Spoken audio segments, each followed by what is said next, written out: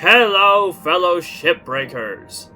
I am employee 628318, but my mates call me the gear-headed hamster, mainly because I like to tinker with tools on the side, and I have been known to squeeze through even the tightest of crawl spaces. But enough about me. Upper management has gotten in contact with me and has noticed quite a few of you shipbreakers out there are blowing up valuable Link's property in the form of Gecko heavy transports and salvage barges.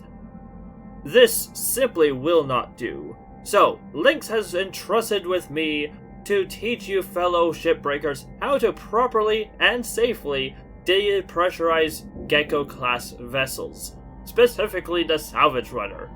So, without further ado, let's begin. Alright, and welcome to the Salvage Bay. In it we have a Gecko-class Salvage Runner, a fine vessel, and one of the larger ones that is commonly deconstructed here at Lynx Corp. So, you'll find that on the back in the center is the entry and exit point, a simple airlock. Now, you may be wondering, what's so dangerous about these vessels, Why can't I just simply depressurize it like any normal vessel? Well, Lynx Corp has given me special permission to demonstrate to you all exactly why these ships should be feared. Right, before we do the demonstration, my manager has instructed me to read from this cue card. The following decompression event is for demonstration and educational purposes only. Lynx does not endorse nor condone the unauthorized rapid decompression of valuable vessels or equipment. Any such failure to comply with these terms will result in financial loss and penalty, and perhaps a permanent mark on your record. Right. So with that said, let's pop this sucker.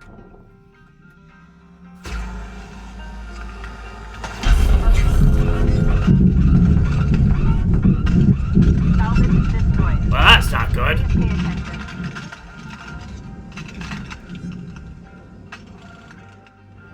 Yeah, that's what happens. Now, the vessel may seem fine and dandy to you from the outside, but if we turn on the scanner, we will see the extent of the damage. You'll see that the entire back half is depressurized, which is good.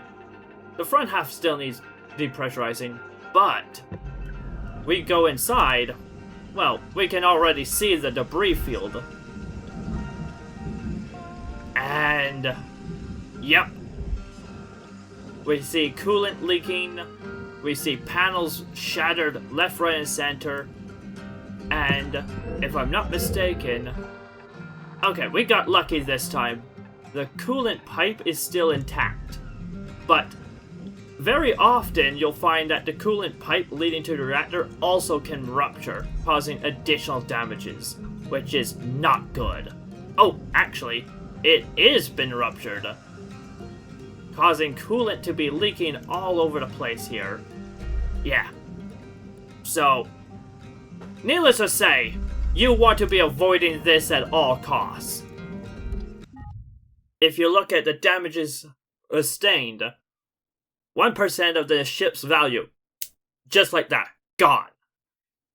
Yeah, if you're looking to salvage a whole buffalo and collect those mini-me stickers, well, this is a surefire way to be kissing those stickers goodbye. So, this is a problem. What's the solution? Well, there are two ways of solving this problem. The easy way and the difficult way. Alright, and welcome back to the salvage yard. So, I got the transport crew to tow that old junker away and give me a fresh new salvage runner to demonstrate on. So, like I said, there's two ways of depressurizing a salvage runner. The easy way and the hard way. First, let me demonstrate the easy way. So like I said, every salvage runner will have an airlock direct smack dab middle on its back. Simply twist the knob and cycle the pressure. Same as always. Now, very important, I highly recommend you focus your attention to the back half of the ship. So, remember, the transport crew will always dock your vessels to be dismantled facing towards the jack. If they ever park it the wrong way around, they'll quickly receive a heavily worded notice from Lynx Corp, followed by their immediate termination. So you can be pretty much guaranteed that they'll be facing towards the jack. So, the side with the doors on it is the back. You want to be focusing on that. Now, this is not strictly necessary. You can successfully depressurize the front first, then work on the back. But I've seen all too many scrappers focus on the front half and completely forget to depressurize the back half, and then start cutting away willy-nilly only for it to blow up in their face. And I don't want to see that. So, to depressurize a salvage runner, simply enter the airlock, head to the rear door, and give it a little twist. Airlock pressurizing. Now cycle the airlock, then go through the door and hang an immediate right. And there she is, an atmospheric regulator. Give the button a press. Air pressure level decreasing. And voila! Now the whole rear half of the vessel is completely free of atmosphere. Then all you need to do is cycle the airlock one more time. Airlock depressurizing. And voila! Now the vessel is mostly safe. Now all you need to do is worry about the front half. Thankfully, the front half can be handled much in the same way as most other vessels you'll encounter out in the yard. Simply go through room by room, opening doors, and venting atmosphere.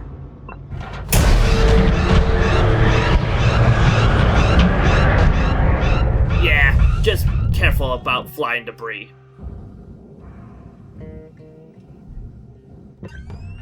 Is that it? Nope, the airlock.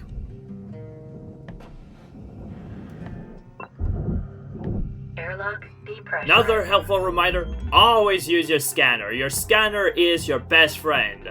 It will give you all the information you need about the condition of every room. If you see red, it means it's depressurized. If you see green, well, better be careful, bud. And with that, this whole ship has been safely depressurized.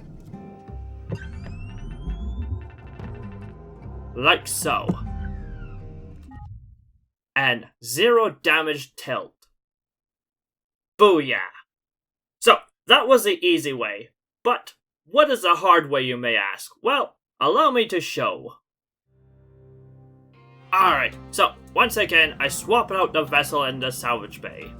This one, well, it's got a surprise up the sleeve. Allow me to show ya. So, same as before. Go to the hatch. Airlock depressurizing. In we go.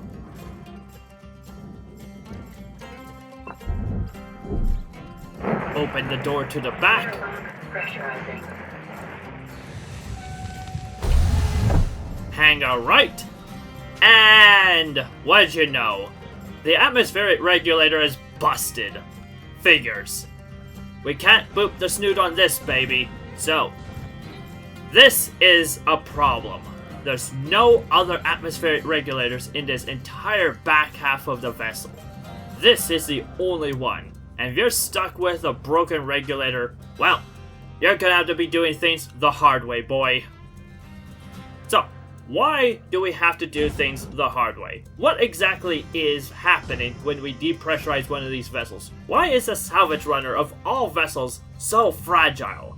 Well, I've heard many a myth and rumor spread around the station from time to time, and a very common and popular belief is the fact that the Gecko runner has the largest interior volume of any commonly dismantled ship. Therefore, when you pop a hole in one of these things, there's more air to rush through the ship and cause more damage as the air's coming out. And that is a very interesting theory, and it makes sense. Problem is, it's dead wrong. Yeah, it's a commonly held myth here, but it is just simply not true. The fact is, these panels, while they may be mere aluminum, they do not react to pressure differences in the slightest. Or, well, to put it more bluntly, the game just simply doesn't simulate pressure differential as a factor for considering whether a panel survives or breaks. The game just doesn't simulate that, so yeah. So, what really is happening when these vessels go pop? Well, you may have noticed they carry quite a few interesting items in their bay. Things like fuel tanks, and coolant canisters, and suit patch kits, and oh look here, a power cell. So, yeah, basically that's the problem. They carry a lot of volatile items just floating loosely around inside their hold. And when the air pressure pops, well, the moving air flings all these items all around the inside of the bay, smashing them against every wall they can find, and, well, as anyone who's played hot potato with a fuel tank before will tell ya, not catching the damn thing ends in quite the explosion. So, what's our job? Well, I hate to say it, but you gotta clear the rubbish. It's garbage duty, with explosive barrels. Yep. So, we simply have to very gently and very gingerly bring every single valuable item to the airlock, including the atmospheric regulator, because guess what? This thing, despite it being broken, still is worth a pretty penny to Link, so try not to break them. So, things you're looking for are things that are either flammable, electrical, or coolant. Oh, and try not to hit them against the walls of your ship. If you need to, just roll yourself to get it through the door. I don't think I need to tell you twice to be gentle with this thing.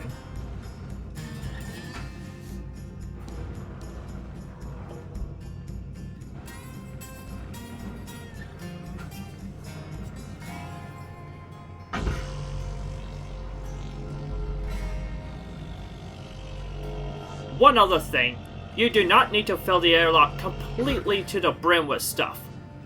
I know, you are on a time limit, but sometimes the slow and steady does win the race. So, do not be afraid to cycle the airlock and just kick a few things out of it, for the sake of your own sanity and safety. Now, this is the tricky part, and you may wish to remove this pesky ladder that always gets in the bloody way. It's honestly not even worth your time, so who cares where it goes? Like, I mean, come on. 102 credits? Pfft. I'd make more than that in my sleep. No. Just simply get rid of it. It is way more trouble than it's ever worth.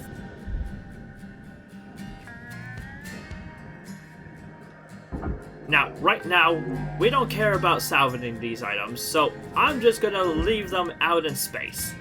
You can salvage them at a later time when it's more convenient.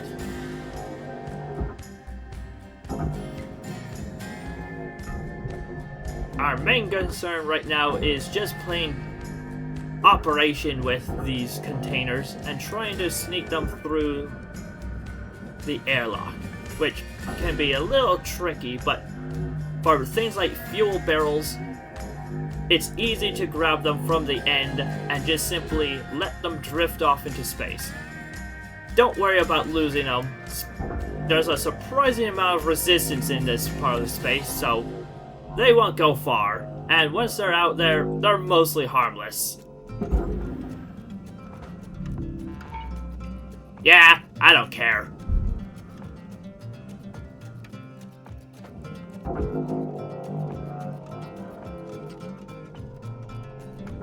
Hang on, I'm getting word from my foreman. I'm not allowed to say I don't care about value in an educational video. Alright, well, guess I'm working overtime tonight. Oh, careful about that. Yeah, sometimes the grabber can bump into you and, well, things like that can happen. Alright, that's another one out. Alright, so which way was which? Airlock pressurizing. Alright, so here is the back. You can tell because it has all the open doors. The front, well, is very similar, but you'll see that the front always has the computer consoles in the upper left room, which leads to the bridge. This is not where you want to be. Although, conveniently enough, this has a working atmosphere regular. Right. Now, if you're unsure whether or not you cleared out all the junk, just simply activate your scanner and go to Systems. Systems will display any object that is either coolant or electrical, such as the purple stuff, or flammable. Problem is, it will not display things like CO2 tanks or little other small items like this. So what you want to do for that is go to your objects, and it will display these. Now you can either simply pick them up for yourself, or dispose of them outside the airlock. Now objects like nanocarbon, you don't really have to worry about. Anything inert that can survive a banging are perfectly fine. You can let them bang around and rattle like crazy in here, because they will not cause damage on their own. No, it's anything that is volatile. Things like coolant and fuel and electricity. Those are the dangerous items. Anything that does not explode when you hit them really hard, like paneling, perfectly fine, perfectly safe.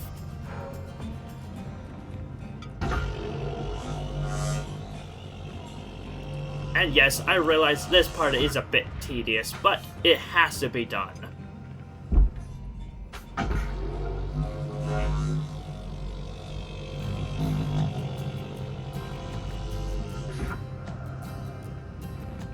Alright, is that everything?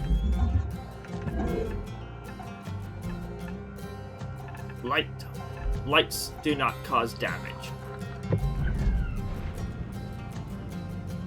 Just keep an eye out, be vigilant.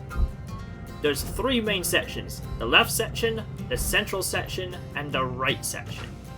Just simply go through each section and scour up and down each one thoroughly, making sure you don't leave any objects of danger behind.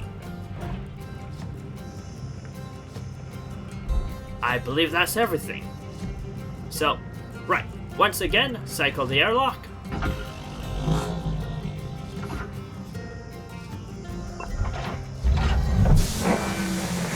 Airlock depressurizing.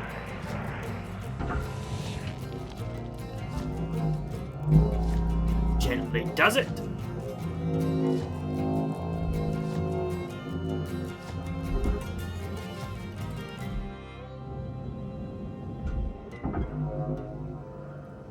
Small items like the battery are nice and convenient.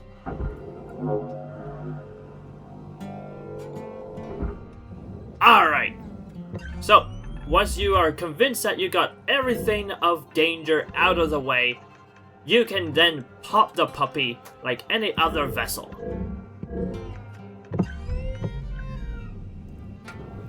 Fingers crossed I got everything. You ready?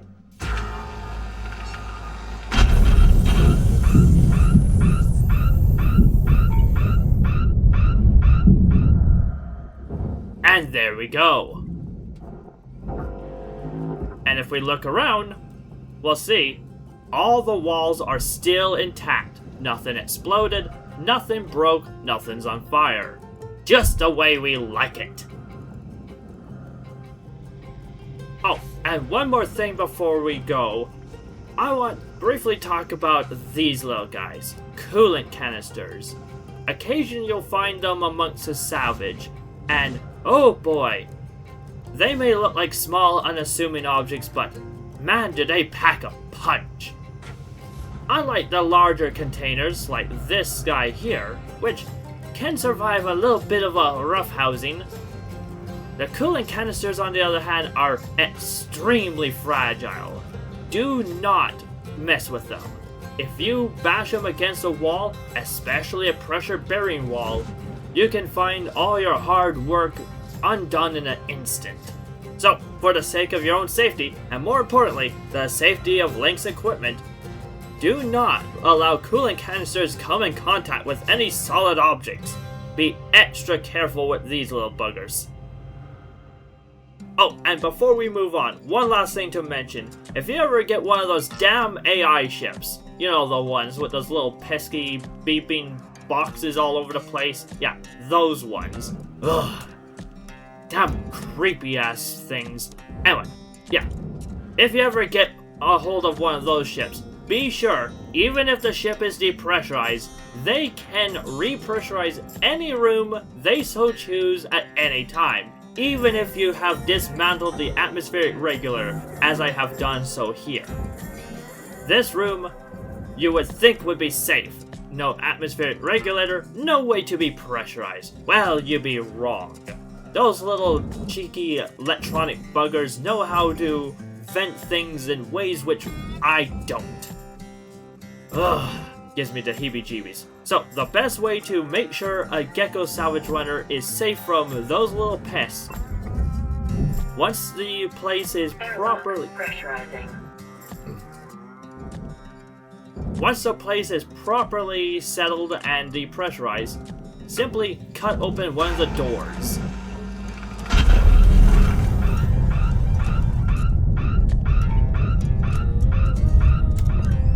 If you look up the scanner, you'll see that this room has gone from red to white. White means that this area is compromised and can no longer even be pressurized. And that's what you want to do. You want to turn as many rooms, in fact every room, from red to white.